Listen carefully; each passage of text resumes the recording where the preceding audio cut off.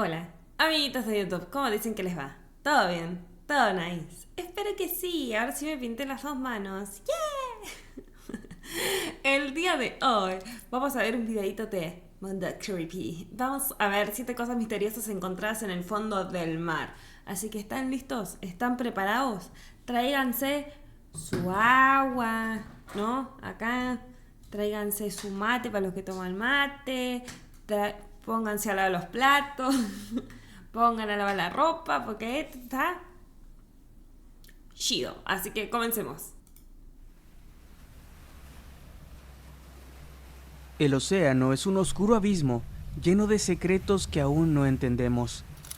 Debajo de su superficie silenciosa se esconden fragmentos de historia, criaturas desconocidas y hallazgos que parecen sacados de una leyenda o de una pesadilla.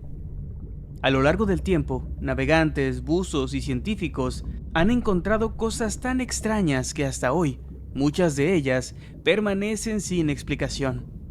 Así que pónganse cómodos y apaguen la luz, porque estos son 7 objetos misteriosos encontrados en el fondo del mar. Me asusté con el buzo, parecía un chimpancé, pero era era la máscara. ¿Qué tal? Buenos días, tardes o noches, los saluda su amigo Nightcrawler. Sean bienvenidos a Mundo Creepy. Comenzamos. Comenzamos.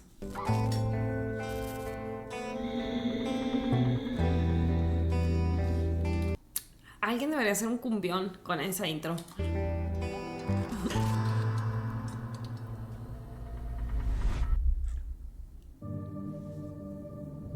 El orbe dorado del Pacífico.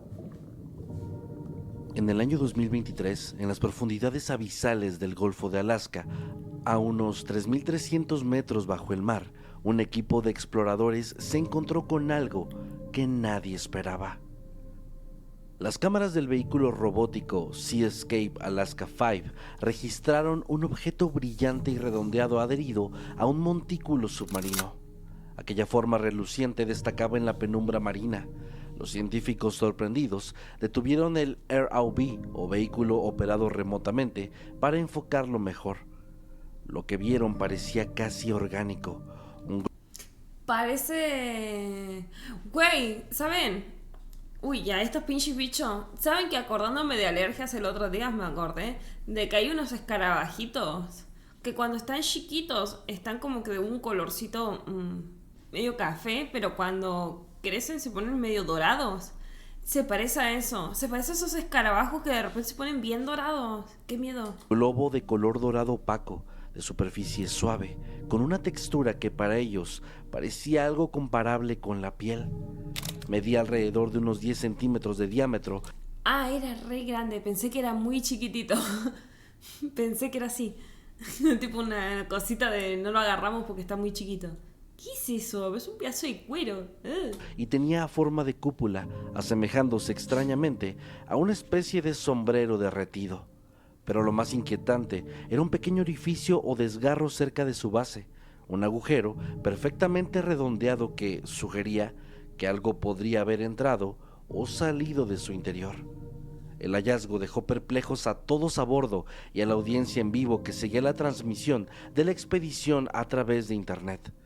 Mientras el orbe dorado aparecía en las pantallas, uno de los investigadores no pudo evitar comentar con un tono nervioso: esto es como el principio de una película de terror. La frase quedó resonando en la comunicación, subrayando la atmósfera de asombro y aprensión. Con mucho cuidado, maniobraron el brazo robótico del ROV para tocarla. La superficie resultó ser delicada, parecida al tacto de la seda o una membrana muy fina, y se adhería ligeramente a la roca donde estaba posada. Al intentar recogerla, comprobaron su fragilidad. Bajo la leve presión mecánica, el objeto cedió, desprendiéndose del fondo. La esfera dorada fue despegada con sumo cuidado y luego succionada hacia un contenedor especial, una pequeña cámara transparente, para ser llevada a la superficie. La ausencia de estructuras claras, es decir, no tenía aletas, ojos o partes distinguibles, inclinaba la balanza hacia la hipótesis de que se trataba de un huevo gigante. Sin embargo, Es que está raro. Es que puede ser tantas cosas. No, porque, a ver, ¿qué podría...? Y pensemos. Pensemos qué podría ser. Corazón de un pollo. No, no es tan grande. Parece un pedazo de cuero, literal. Parece... Ay, ¿cómo chingado lo explico? No, sí, parece cuero. Parece... Parece cartílago, ¿no? Pero como que se desgastó la weá, como mis rodillas. Está... me da cosita, me da un poquito de guácala. Abajo del agua se veía hermoso, divino. Acá afuera me da un poquito de asco. Parece un molde prostético.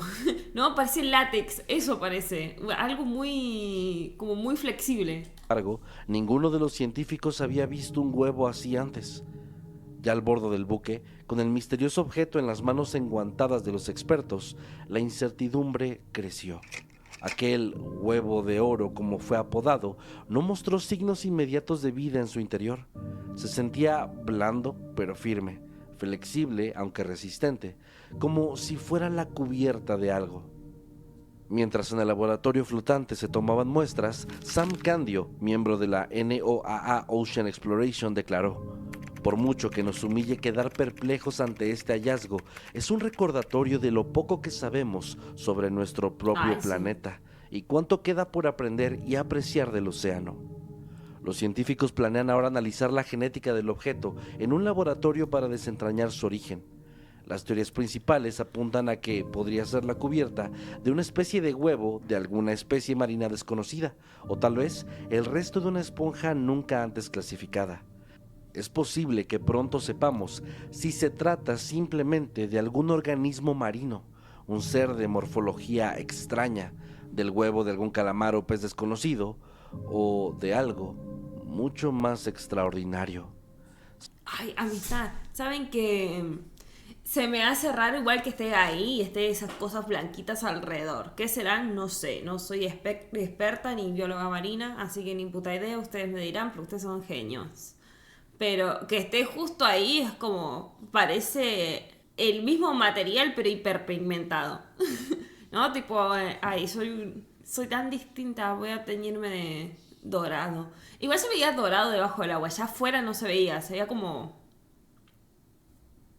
ocre, como, ¿no? Un color así como gastado, como cuando compras, como cuando querés pintar algo con aerosol pensando que va a quedar súper dorado y en realidad no llega.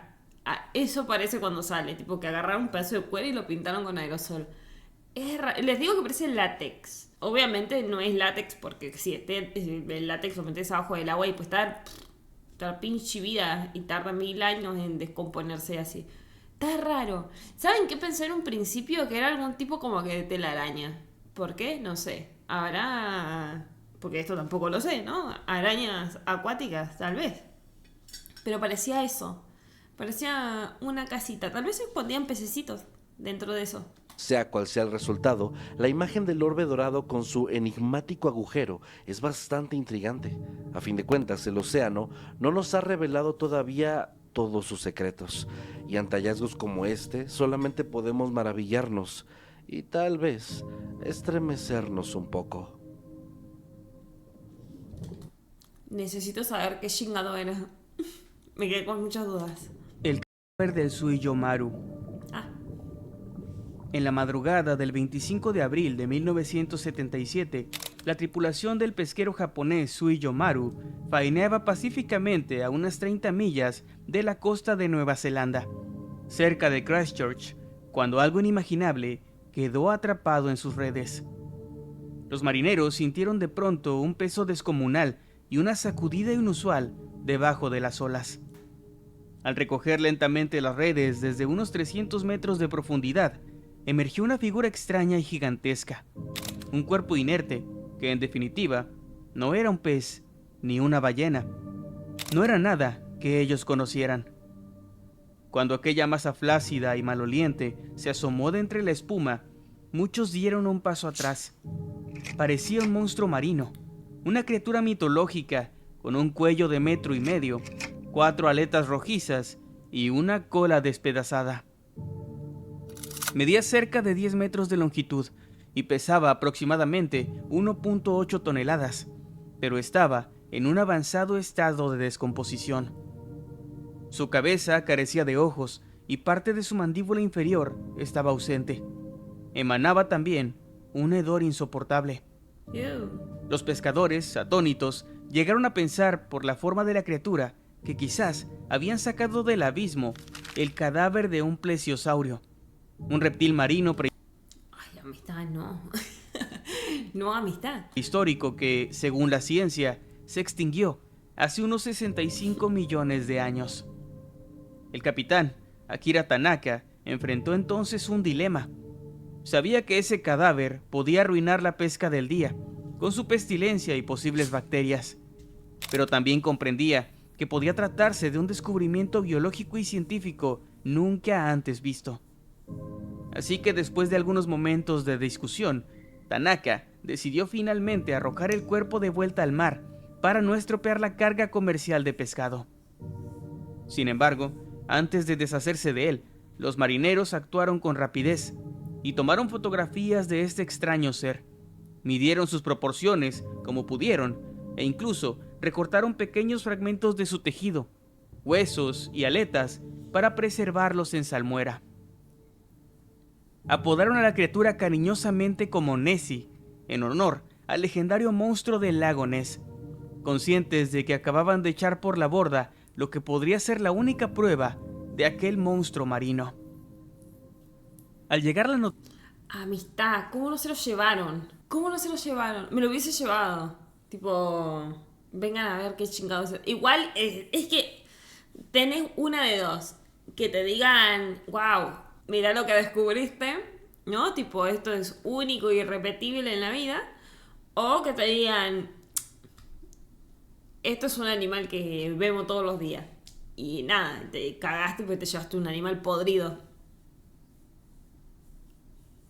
Así, es que está complicado, lo entiendo al tío. a Japón, estalló lo que los medios llamaron la plesiosauriomanía. La idea de que un plesiosaurio, o al menos sus restos, hubiera sido encontrado en la era moderna, prendió la imaginación del público y de muchos científicos. La compañía pesquera propietaria del Suyo Maru ordenó a todos sus barcos que intentaran localizar el cadáver arrojado, pero fue en vano. Pronto, destacados zoólogos y paleontólogos japoneses aparecieron en televisión debatiendo sobre la verdadera naturaleza de aquel extraño monstruo marino.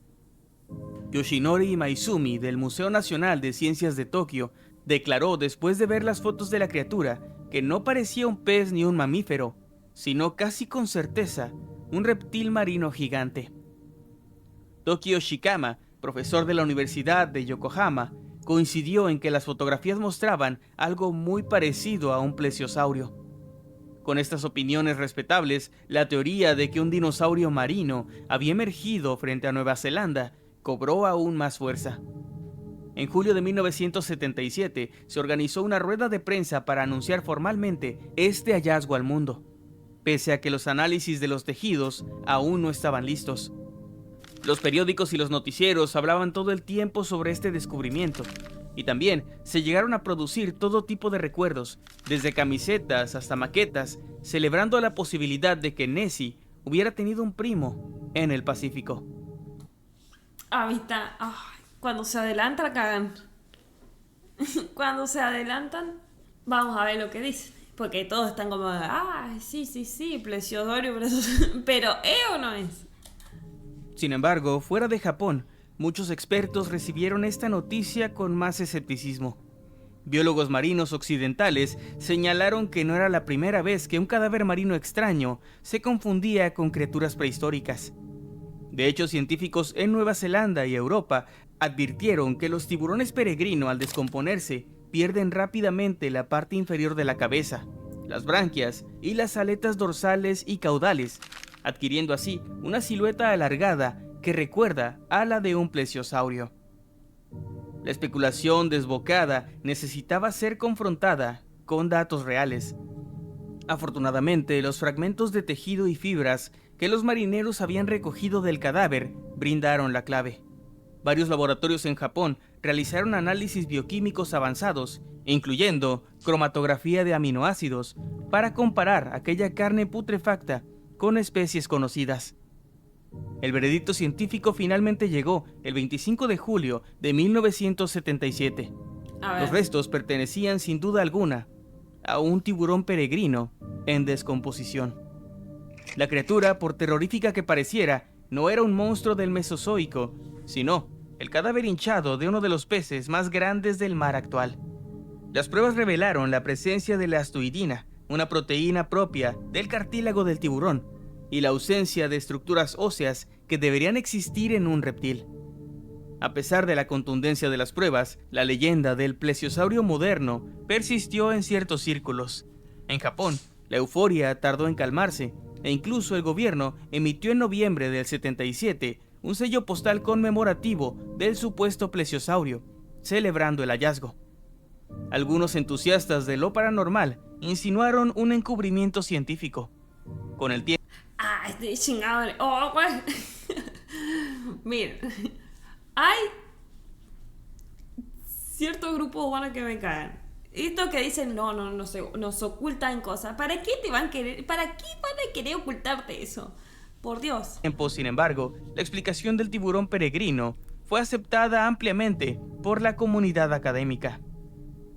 Hasta el día de hoy, aquellas fotografías de una extraña criatura colgada en la grúa de un barco pesquero, con su piel colgante y su aspecto espeluznante, resultan profundamente inquietantes para quien no conoce la historia. Igual, me imagino la ilusión, tipo, encontramos ¿no? Barquito pesquero encontró un dinosaurio, un animal prehistórico, y es que te da como que un poquito de ilusión, pero después te pones a pensar hace cuánto existieron y se te pasa. Tipo, no hay manera de que eso sobreviva así en el agua. La anomalía del mar Báltico. En el verano del año 2011, el frío mar Báltico se convirtió en escenario de uno de los misterios geológicos más comentados en la década. Un grupo sueco de exploración de naufragios, conocido como Ocean X Team, estaba rastreando el fondo del Báltico entre Suecia y Finlandia cuando sus instrumentos detectaron algo inusual. En las pantallas del sonar del barrido lateral apareció la silueta de un objeto circular y enorme, donde se suponía que solamente había lodo y rocas. A unos 91 metros de profundidad, los sensores delinearon una formación redondeada de aproximadamente 60 metros de diámetro, con contornos notablemente simétricos. Y para añadir más a la intriga, esta forma se hallaba al final de una especie de tramo plano del lecho marino, como si hubiera dejado atrás de sí un rastro o pista de aterrizaje de casi 300 metros. Pronto, la imagen granulada en blanco y negro empezó a compararse con algo sacado de la ciencia ficción. Muchos decían que les recordaba al icónico halcón milenario de Star Wars. El descubrimiento, bautizado rápidamente por la prensa como la anomalía del mar Báltico, desató una ola de especulaciones sobre cuál podría ser su origen. Los buzos de Ocean X Team, dirigidos por Peter Lindbergh y Dennis Asberg, realizaron varias inmersiones para inspeccionar directamente esta extraña estructura, y lo que vieron en las turbias aguas fue igual de desconcertante, ya que la formación rocosa tenía bordes redondeados y escalonados, elevándose unos 3 o 4 metros sobre el lecho marino circundante, con la apariencia de un gigantesco hongo pétreo o una plataforma ovalada. Por otro lado, la superficie parecía inusualmente lisa en algunas partes y presentaba curiosas aristas rectas y ángulos de hasta 90 grados, detalles que Amistad. Ay, chingada madre. Porque, a ver, siento porque estamos viendo cosas. Que te digan, en el fondo del mar hay tal o cual cosa, es una cosa. Pero otra cosa es como que encontrarle la forma, y eso no me gusta. No, porque digo, bueno, la naturaleza a veces es rara, hace cosas extrañas. Hay cosas que se forman naturalmente que son raras y que ya acá estoy dudando. Acá empiezo a dudar. Inventaron la idea de que se trataba de un objeto artificial. Incluso reportaron la existencia de algo parecido a escalones o terrazas que conducían a la cima de la estructura, como si se tratara de ruinas antiguas sumergidas.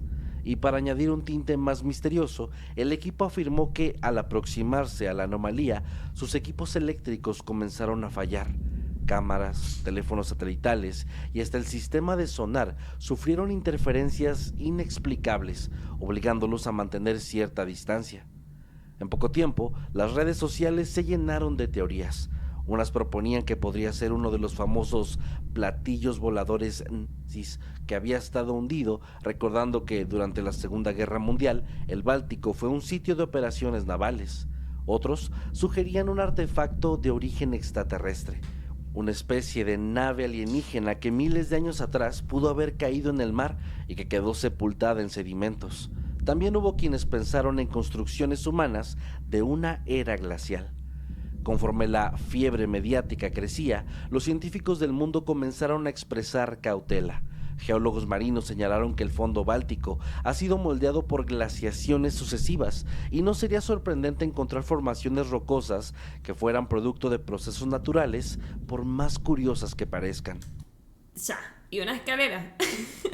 Es que hay formas que son muy naturales, ¿no? Para mí, la forma circular, como que está en todos lados. Te podés encontrar una piedra muy redonda, podés encontrar en muchas partes, muchas cosas muy circulares. Hay cosas muy esféricas en la naturaleza, ¿no? Si no, miren las frutas, güey, pinche coco, bien redondito. Hay muchas formaciones rocosas muy triangulares, ¿no? Puntiagudas. Miren las pinches perras montañas. Van así, ¿no? La naturaleza hace cosas geométricamente bonitas, pero déjame dudar de esta mamada, porque está rara, está extraña. No sé, dentro de todas las cosas que he visto, ¿no? Por lo menos, ¿no? Acá de las que son curiosas, nunca vi algo así. Tipo, parece tallado. Capaz que era, no sé, una piedra kilométrica y ¡pum! Se cayó. Tipo, agarraron un pedazo de montaña e hicieron esto. Pero se ve muy artificial. Es que es algo, se ve muy artificial. Me impacta. Me da miedo. Aún así, hubo que esperar varios años para obtener respuestas más claras. El Ocean X Team extrajo pequeñas muestras de roca de la anomalía y del área circundante, las cuales fueron analizadas por expertos independientes. Los resultados, finalmente publicados, desmontaron las hipótesis más fantásticas, pues esta anomalía estaba compuesta por rocas comunes y corrientes de la región. El profesor Volker Bruckert, geólogo de la Universidad de Estocolmo, confirmó la presencia de granito, gneiss, un tipo de roca metamórfica, y arenisca en las muestras, material típico de zonas afectadas por el paso de antiguos glaciares. En una de las piezas se identificó basalto, una roca volcánica que, si bien no coincide con actividad volcánica local, pues el Báltico no es zona volcánica actualmente, podría haber sido arrastrada por el hielo desde otras latitudes durante la era glacial. Dado que todo el norte del Báltico está muy influenciado por procesos de deshielo glaciar, tanto la estructura como las muestras probablemente se formaron en ese contexto, explicó Bruckert, señalando que enormes masas de hielo pudieron transportar y depositar esas rocas ahí hace miles de años. La explicación para la forma tan peculiar fue que la imagen del sonar original era de baja resolución, generando contornos borrosos que el cerebro humano tendió a reinterpretar como algo simétrico y conocido. En realidad, sería una especie de montón de rocas glaciares agrupadas, erosionadas en formas redondeadas con el paso del tiempo. Por supuesto que aún con toda esta explicación... Bueno, si lo muestran así, sí. Si lo muestran así, sí. Digo, a ver, las piedritas no son como que muy... ¿no? Si lo muestran así, digo, sí, bueno. Así pues, así creo tranquilamente que es un montón de piedras que se juntaron ahí. Y ya, simple y llanamente, ¿no? Y el pinche polvo debajo del agua que se junta, se acumula y a ese... Ahí sí. Pero hay, hay otras imágenes que no lo parecen. Geológica sobre la mesa, la anomalía del Báltico no perdió su aura por completo. Y es que aunque para la ciencia este misterio ya está resuelto con la respuesta más sencilla, es decir, que todo se trata de una obra de la naturaleza, esculpida por el hielo y el tiempo, incluso hoy, algunos continúan dudando de las conclusiones oficiales y sostienen que hay algo extraño que yace en ese punto del mar, apelando a los supuestos fallos eléctricos y a lo inusual de la forma de esta anomalía. Y bueno, igual están debajo del mar, ¿cómo no? ¿Cómo no esperan que las weas empiecen a funcionar medio para cola? Igual puedo decir que... No, sí, la naturaleza está bien geométrica. A mí no me sorprendería igual, tampoco. O sea, si aparece algo así. Lo de la escalerita me parece extraño igual porque estos son representaciones de lo que supuestamente hay ahí debajo. Pero digo, no me sorprende tampoco. Tal vez no está como tal cual una escalera, ¿no? Sino como que más difuminada, le digamos. Y nada, uno lo ve y lo primero que piensa es como, escaleras. Confío en que la naturaleza hace cosas extrañas. La naturaleza a veces es exageradamente geométrica y nuestros cerebros es como que tratan de buscarle sí o sí verlo a algo que conocemos. Igual me da cosita. Digo, ¿y si no? ¿Y si sí? ¿Y si no? Es esa cosita que te hace dudar. Un poquitito. Si te está gustando este contenido, por favor no olvides dejar un like y suscribirte a nuestro canal, así como recomendarlo con algún amigo o dejar un comentario, pues eso nos ayudaría muchísimo. Y si estás en una plataforma de podcast, también puedes comentar, dejar 5 estrellas o recomendarlo con quien tú quieras. Muchas Casi me ahogo. gracias. También deja un comentario si te diste cuenta que mi voz suena extraña. Y sí, es porque ando un poco enfermo, pero acá andamos echándole ganas. Muchas gracias. Y ahora sí, continuamos con el video. Te acompañé en el sentimiento, amistad. Me levanté y no podía respirar. Qué horror. Ayer me eché a dormir, me dolía la cabeza. Hoy me levanté con 10 veces más dolor de cabeza. Parecía que tenía el cerebro suelto. Y encima no podía respirar bien. El megalito del Banco de Pantelleria Vecchia. A unos 60 kilómetros al sur de la isla de Sicilia, existe un banco de arena y roca submarino llamado Pantelleria Vecchia. En 2015, un equipo de oceanógrafos realizaba un mapeo de alta resolución en el fondo de esa zona, cuando detectaron algo singular: estructuras lineales inusuales en torno a los 40 metros de profundidad. Intrigados, enviaron buzos para investigar. Lo que estos encontraron parecía una escena de la Atlántida. Un enorme monolito de piedra, partido en 2 grandes secciones, que yacía sobre el lecho marino arenoso. Al inspeccionarlo más de cerca, comprobaron que se trataba de un bloque de caliza sedimentaria de forma alargada, de unos 12 metros de longitud total, más o menos lo equivalente a un edificio de 4 pisos acostado. Calculando su densidad, debía pesar fácilmente unas 15 toneladas, pero lo más llamativo eran sus orificios. El monolito presentaba 3 perforaciones. Un agujero principal que atravesaba de lado a lado la roca, un túnel recto y cilíndrico que coincidía en ambas mitades fragmentadas, indicando que se había taladrado artificialmente. Otros 2 orificios menores aparecían a los lados, también de forma regular. Aquello no era una formación natural. Todo apuntaba a que había sido tallado por manos humanas.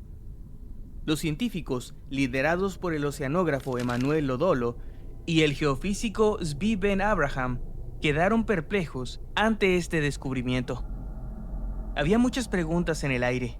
¿Quién, cuándo y por qué había cortado, transportado y erigido un megalito semejante para luego simplemente dejarlo sumergido en medio del canal de Sicilia? Se le cayó.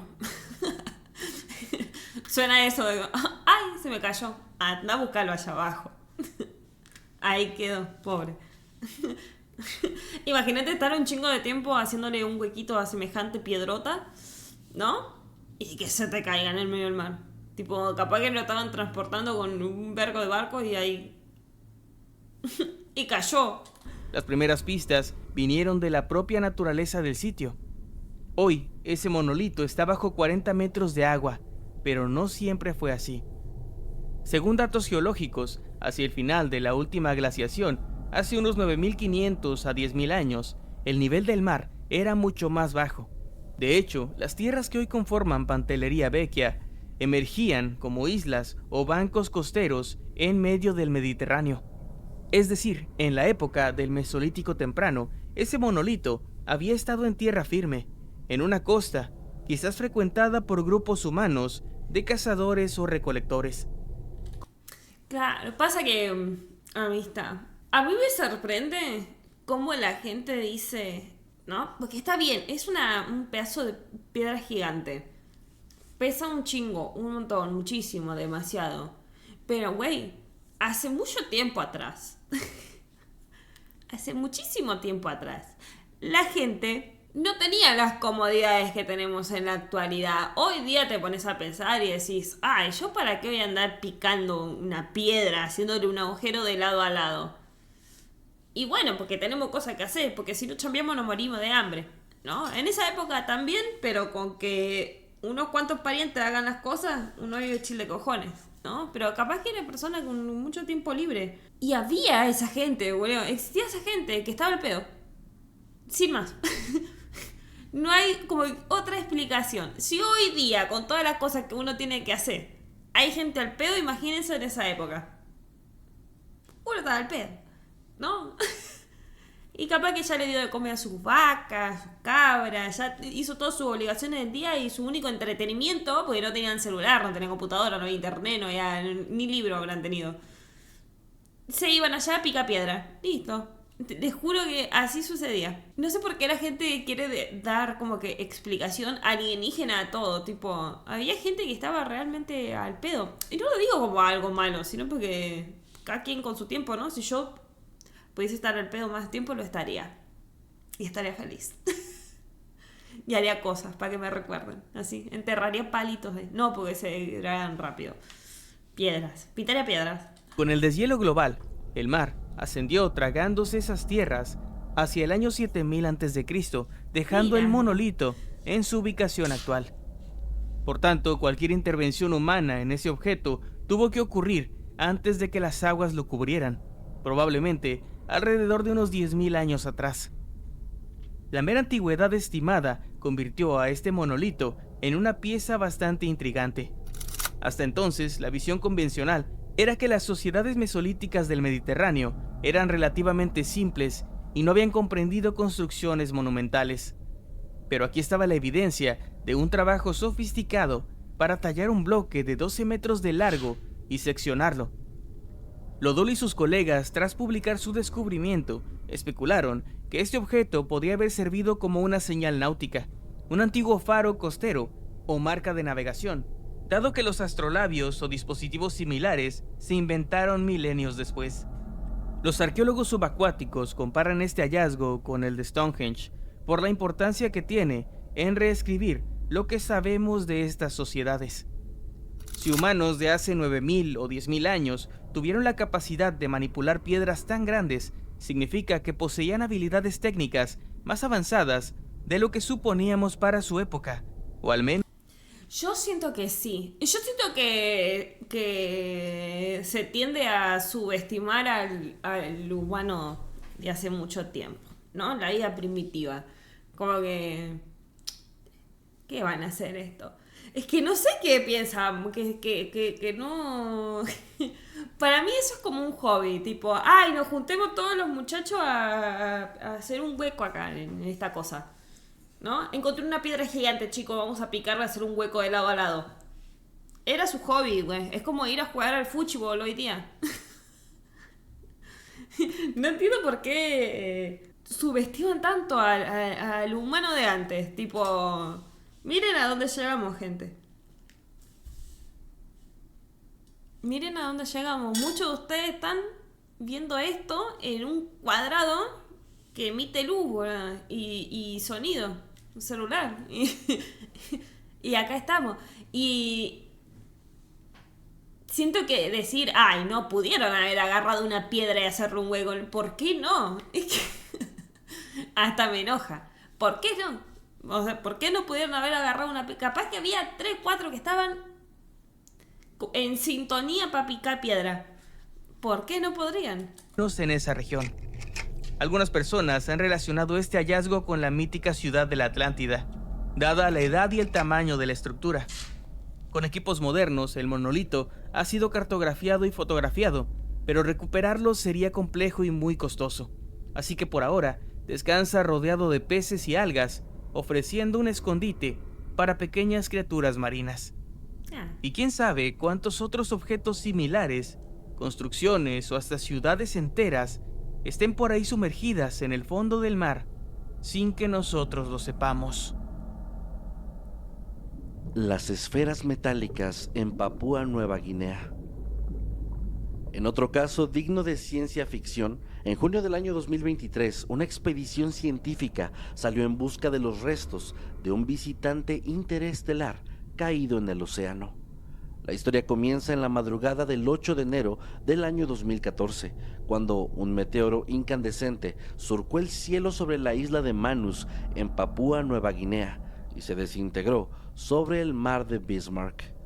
Aquel evento pasó casi desapercibido en su momento, pero años después, astrónomos de la Universidad de Harvard, entre ellos el profesor A.B. Loeb, analizaron datos del gobierno de Estados Unidos y llegaron a la extraordinaria conclusión de que este meteorito, conocido como IM-1, provenía desde fuera de nuestro sistema solar. Era potencialmente el primer meteorito interestelar identificado por la humanidad. Con la firme convicción de encontrar algún fragmento de este objeto, Loeb organizó la expedición Galileo en el año 2023, y armados con un barco de investigación, un potente imán y muchísima determinación, zarparon hacia las coordenadas donde se calculó que habrían caído los restos. Ay, amistad, yo cada vez que veo cosas del mar me da cosita. Por encima, ¿no? Mira lo que es eso.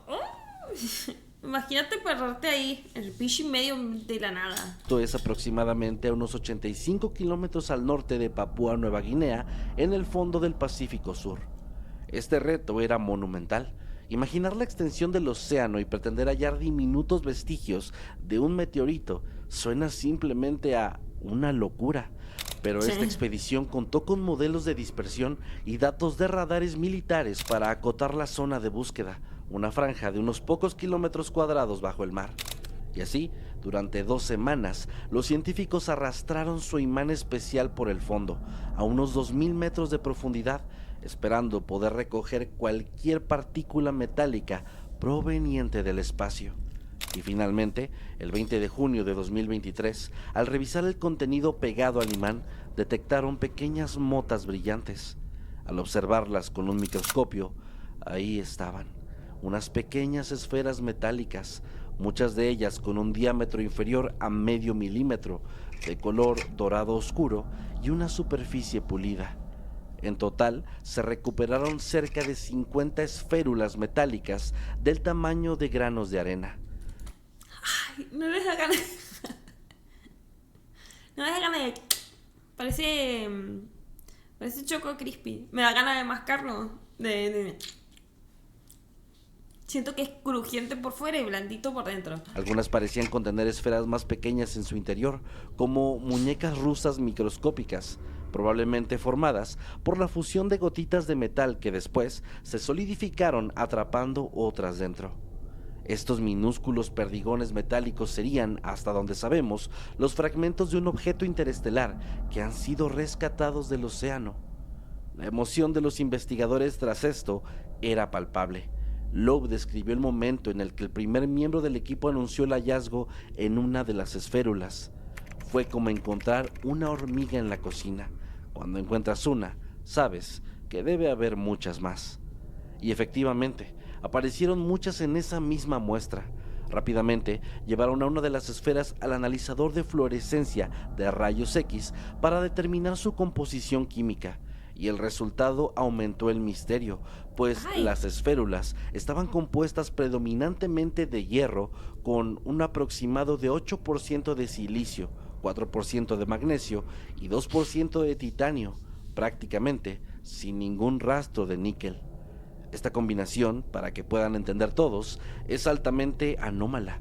Los meteoritos metálicos comunes suelen contener níquel mezclado con el hierro, y las aleaciones industriales fabricadas por el ser humano también suelen incorporar níquel u otros elementos. Pero estas esferas presentaban esa firma inusual de elementos. Es decir, en otras palabras, esto era algo nunca antes visto. Por supuesto, un análisis preliminar no era algo definitivo. Las muestras fueron empaquetadas con sumo cuidado y enviadas a laboratorios para exámenes más detallados, incluyendo análisis isotópicos que pudieran revelar si su origen es interestelar sin ambigüedad. Pero Loeb ya tenía la corazonada de estar ante algo extraordinario. Aventuró incluso Está bien alegre el tío, me hace sentir bien. Me hace como... Me da ilusión y lo encontró él. la posibilidad de que estos fragmentos no fuesen simplemente naturales, sino quizá partes de algún dispositivo tecnológico que viajaba por el espacio. Hasta ahora, solo hemos estudiado meteoritos de nuestro propio sistema solar, así que cualquier diferencia en composición o estructura podría revelarnos información sobre la formación de planetas en otras estrellas. En el escenario más intrigante, estas esferas podrían exhibir una pureza o microestructura que apunte a un origen artificial. Imaginemos por un momento que fueran fragmentos de, digamos, la coraza de alguna sonda interestelar que viajó durante eones hasta caer en la Tierra. Esto sería, sin exagerar, uno de los descubrimientos más importantes de la historia humana.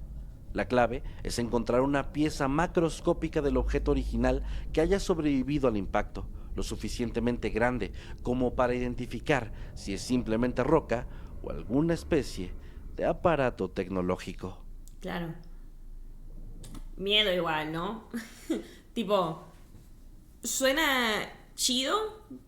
Sí, suena chido decir, ay, y la weá fuera de nuestro sistema solar, pero era ¿qué parte de qué era? ¿Era un meteorito? ¿Era parte de una nave? ¿Un zapato alienígena? ¿Qué chingado era? ¿No? Y ahí es cuando tal vez deja de sonar tan chido. No sé, yo soy una persona miedosa. ¿Y si no es de un meteoro? Es que ahí te lo sí, es que a mí esas cosas me dan miedo.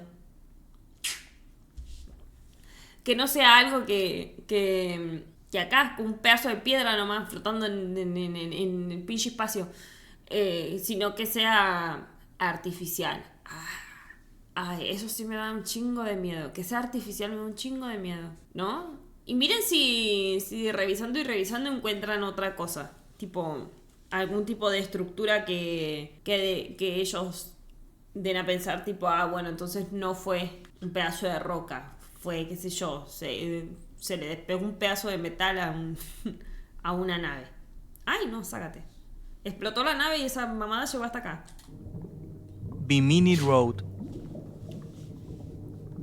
En septiembre de 1968, frente a las costas de la isla de Bimini, en las Bahamas, el buzo y piloto submarino Joseph Manson Valentine sobrevolaba con su hidrodeslizador unas aguas increíblemente transparentes cuando notó algo extraño bajo la superficie. En el fondo arenoso, a apenas 5 o 6 metros de profundidad, se distinguían filas de grandes bloques planos dispuestos con una regularidad asombrosa. Intrigado, volvió al día siguiente con equipo de snorkel y constató lo increíble. Allí, extendiéndose mar adentro, había lo que parecía ser una carretera pavimentada bajo el agua. Aquella estructura rocosa submarina, ahora conocida como la carretera de Bimini o muro de Bimini, consiste en una alineación de bloques rectangulares y poligonales de piedra caliza, colocados uno tras otro en un patrón organizado, formando un camino de unos 800 metros de largo cerca de la costa norte de Bimini. Los bloques individuales miden en promedio 2 a 3 metros de ancho, algunos alcanzando hasta 4 metros, con espesores de medio metro o más. Parecen losas pulidas por el tiempo, encajadas unas con otras, como si fueran las ruinas de un antiguo muelle, un malecón o una calzada olvidada. Parece más un puentecito. Está chido. Está bien bonito igual. Me gusta. Este está lindo. Esto es muy humano. Esto me gusta porque se ve muy humano. Alguien dijo, vamos a armar un caminito por acá. Está bien lindo. La noticia salió a la luz. Muchos señalaron algo interesante.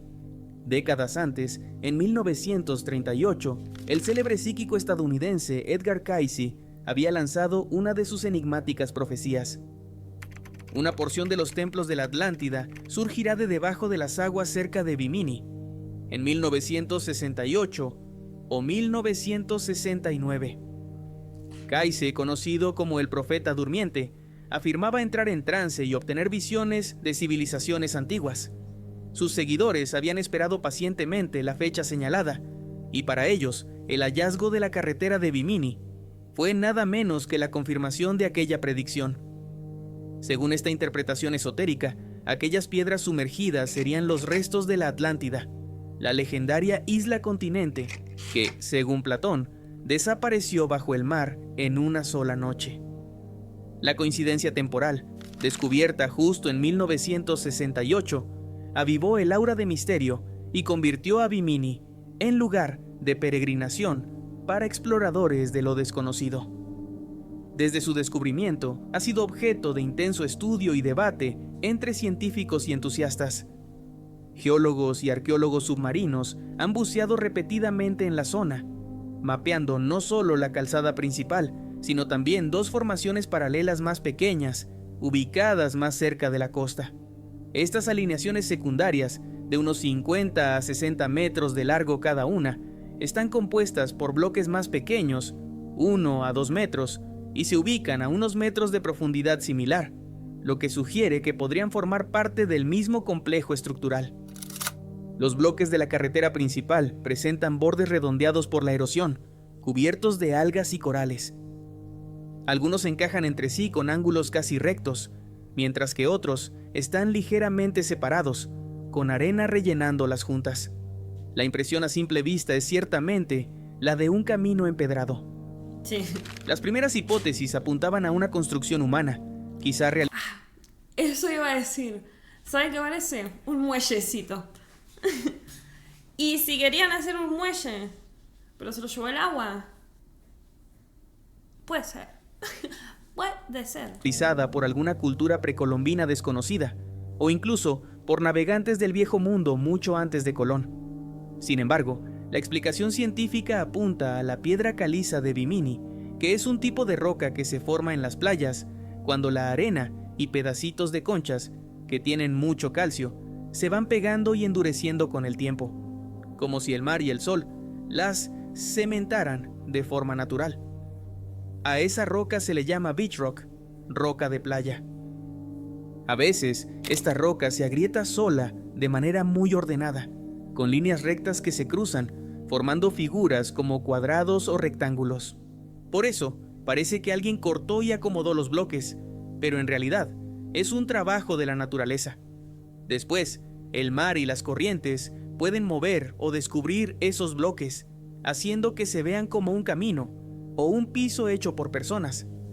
En Tasmania, hay un lugar llamado el pavimento teselado, que es un ejemplo perfecto. Parece un patio con adoquines, pero no lo hizo nadie. Se trata de una formación natural. Muchos geólogos consideran que la carretera de Bimini es un caso similar, una formación de beach rock fracturado que casualmente adopta una apariencia ordenada. Por su parte, los defensores de la teoría artificial argumentan que la distribución lineal y la similitud de tamaño de los bloques son difíciles de explicar únicamente con fracturas naturales aleatorias. Nuevamente a la cuestión de la naturaleza. Y lo vimos recién en una imagen. A veces la naturaleza es exageradamente geométrica. A veces la naturaleza es exageradamente simétrica. ¿No? Es impresionante, pero sí sucede. Güey, miren los pinches interiores de los árboles.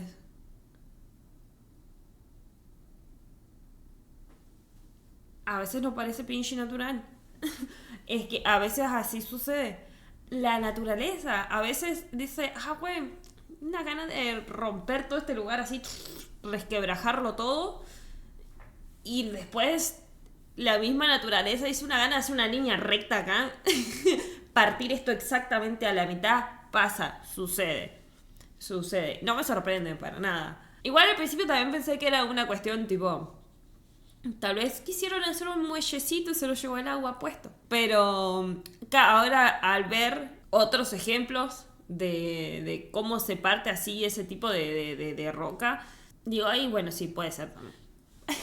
Todo puede ser en este mundo. Pero tiene más pinta de ser eso que otra cosa. Asimismo, algunos reportes aseguran haber encontrado debajo de ciertos bloques lo que parecen troncos o restos orgánicos, posibles herramientas o andamiajes que podrían datarse, aunque estos hallazgos no han sido publicados en revistas científicas. ¿Y para qué están mintiendo? Mentiroso. Mentiroso. A ver, si encontraron, muestren. Gregory Little, un investigador que ha explorado extensamente Bimini Road, ha sugerido que podría ser el muelle o rompeolas de un asentamiento antiguo costero, ahora sumergido. Según su visión, antiguas culturas americanas o incluso visitantes transoceánicos, se ha mencionado a los fenicios en teorías más aventuradas, pudieron erigir esa estructura hacia el segundo milenio antes de Cristo, cuando el nivel del mar era ligeramente más bajo que hoy, y esas rocas podrían haber estado a la orilla del agua. Hasta hoy, no hay consenso definitivo. Oficialmente, la mayoría de los geólogos se inclina por el origen natural, mientras que algunos arqueólogos independientes y entusiastas de los misterios mantienen viva la llama de lo increíble que sería encontrar los restos de una mítica ciudad submarina. Pero no creo que sea ciudad submarina. Tiene más, les digo, para mí tiene, si no es una cuestión natural, que es lo más probable, tiene toda la pinta de que quisieron hacer un muellecito, un rompeolas, como dijeron ahí, ¿no? Digo, para que de este lado choque acá la pinchola, del otro lado tengamos una pequeña playita tranquila. No me parece tan loco tampoco pensar que querían cerca de su costa agua un poquito más pacífica. Y dijeron, bueno, hagamos esta pinche estructura. No suena tan... así como que tan demente, ¿no? Como, ay, no. Y no estaban preparados mentalmente. Sí, güey, sí estaban. Pero les digo, uno de dos, un muellecito o wea natural. Ahora, no me vengan con mamadas. Ay, no, no. Si ese lugar existiera, yo creo que mínimamente hubiesen encontrado algo allá, ¿no? Igual el mar es... El mar, el océano es culero y se traga todo. Entonces es muy difícil encontrar algo así. No se puede todo en esta vida. El mecanismo de Anticitera. En 1900, un grupo de buzos griegos de la isla de Simi zarparon en busca de esponjas naturales por el mar Egeo. Era un oficio duro y peligroso que a veces llevaba a los buceadores a encontrar algo más que fauna marina en las profundidades. A finales de ese año, cerca de una escarpada isla llamada Anticitera, entre Citera y Creta, uno de los buzos emergió aterrado, contando que en el fondo, a unos 45 metros, había visto cadáveres de hombres y caballos por doquier. Alarmado pero curioso, el capitán Dimitrios Kondos decidió investigar. Resultó que el buzo se había tropezado con los restos de un antiguo naufragio romano, dispersos por el lecho marino. Para la primavera del año siguiente, en 1901, las aguas permitieron reanudar las inmersiones, y así los buzos comenzaron a extraer del pecio todo tipo de tesoros, estatuas de bronce y mármol magníficamente conservadas, ánforas, joyas, vasos decorados, monedas y mucho más. ¡Ay, qué dicha! Ahí está. Fascinada, me encanta. El gobierno griego, al enterarse de esto, envió al barco Myron con arqueólogos para asistir en la recuperación, y entre los objetos rescatados había también trozos de madera podrida y una masa informe de bronce corroído, quebradiza, que terminó depositada en las cajas del Museo Arqueológico Nacional de Atenas sin llamar demasiado la atención. al menos hasta meses más tarde, el 17 de mayo de 1902, cuando el arqueólogo Valerius Stace examinaba los artefactos del naufragio de Anticítera, cuando reparó en aquel bulto verdigris que parecía solamente una roca. Al acercarlo a la luz, distinguió incrustado en él algo asombroso: un engranaje de bronce con dientes perfectamente formados. Stace se quedó estupefacto. Parecía un mecanismo de relojería, pero que debería tener más de 2000 años de antigüedad. Enseguida conjeturó que podía tratarse de una especie de reloj astronómico antiguo. Este objeto ya se había roto en varios fragmentos para este punto, revelando ruedas dentadas, engranajes solares y restos de inscripciones diminutas grabadas en las placas. Durante décadas el artefacto permaneció como un enigma. Fue hasta los años 1950 y 70 que el físico británico Derek J. de Sola Price realizó estudios detallados con rayos X, revelando el diseño interno y proponiendo su función astronómica, lo que básicamente se confirmó con posteriores análisis de alta resolución. Hoy, a esto se le conoce como el mecanismo de Anticítera, y es ni más ni menos que la primera computadora analógica en la historia conocida. Tremendo. Fue construida por científicos griegos cerca del siglo II a.C., y su complejidad es tan sorprendente que no encontraríamos nada semejante hasta 1600 años después, en el desarrollo de relojes astronómicos de la Europa medieval.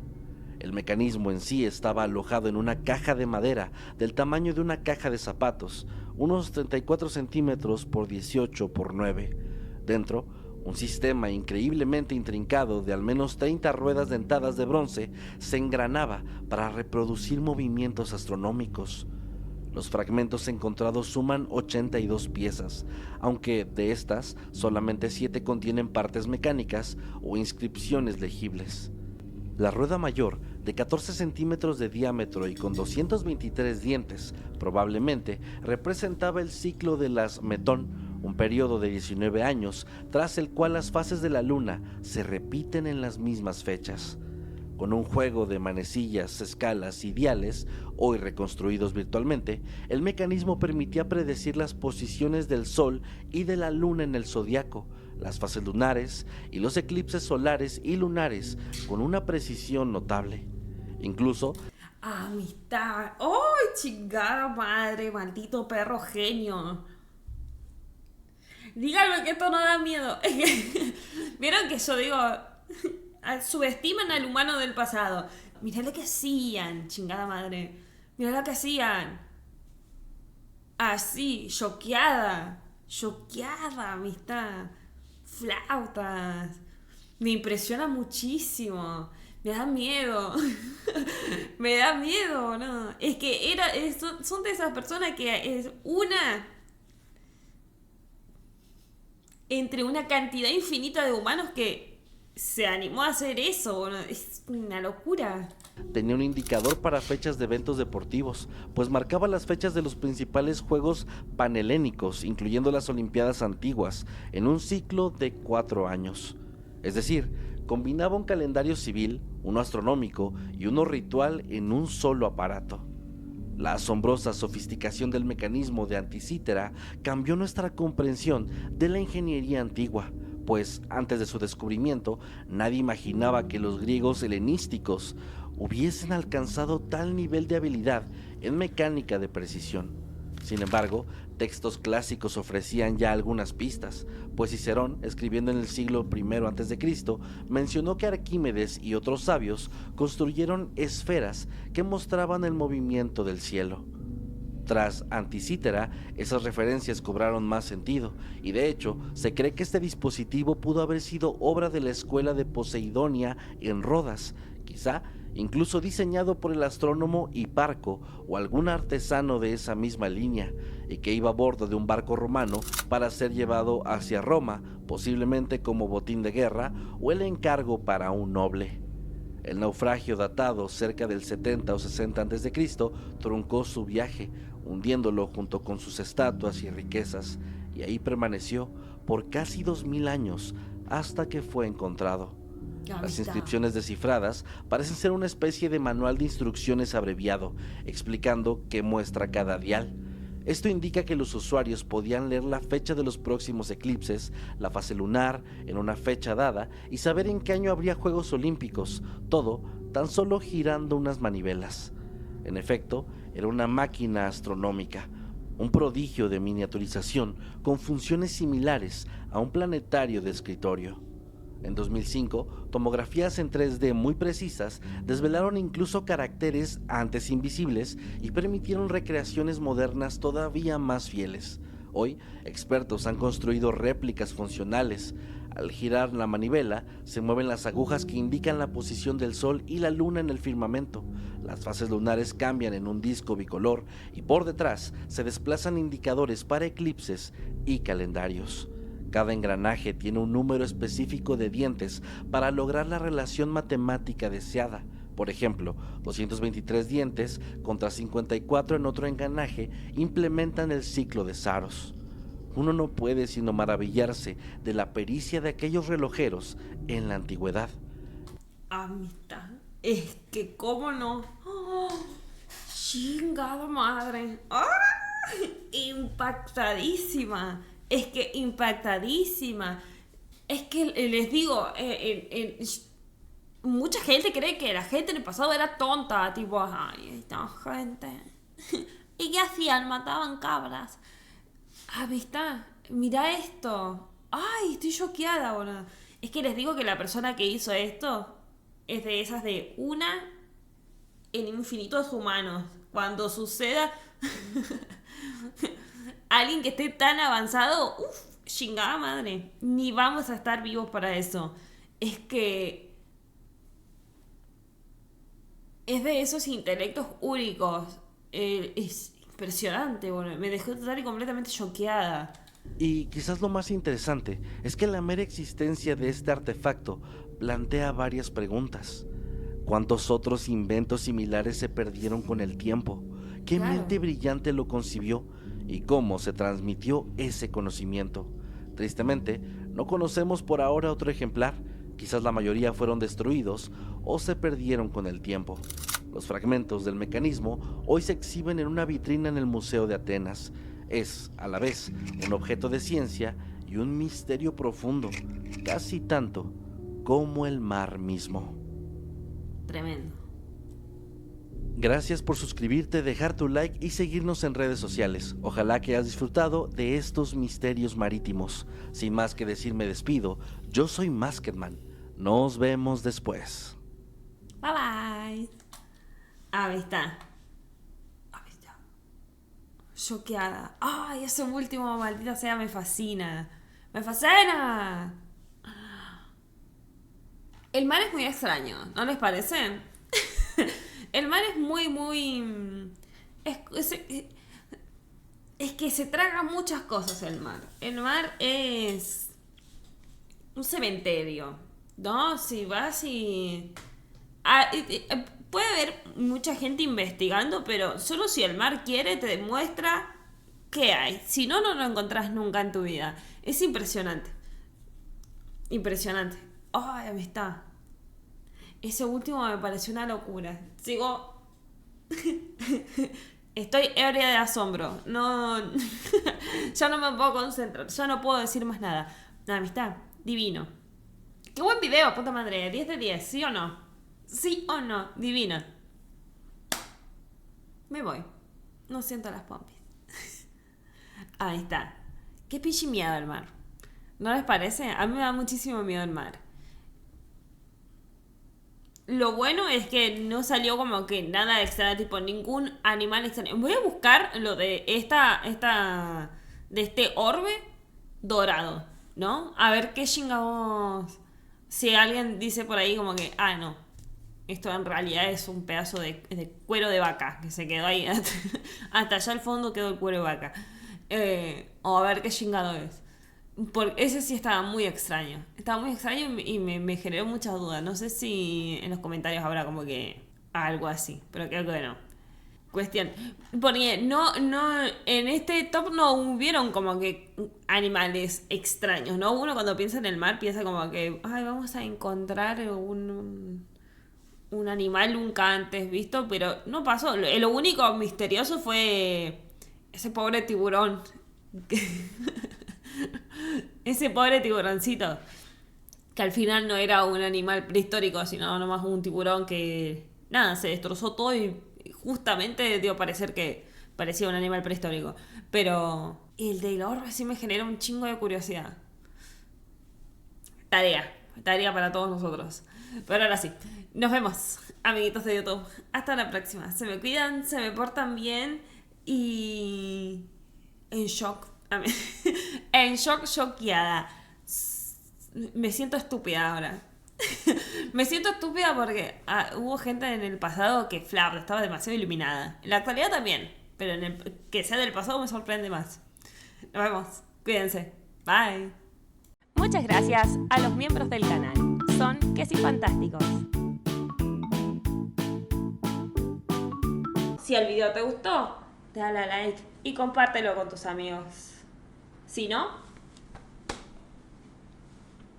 ¿entendiste?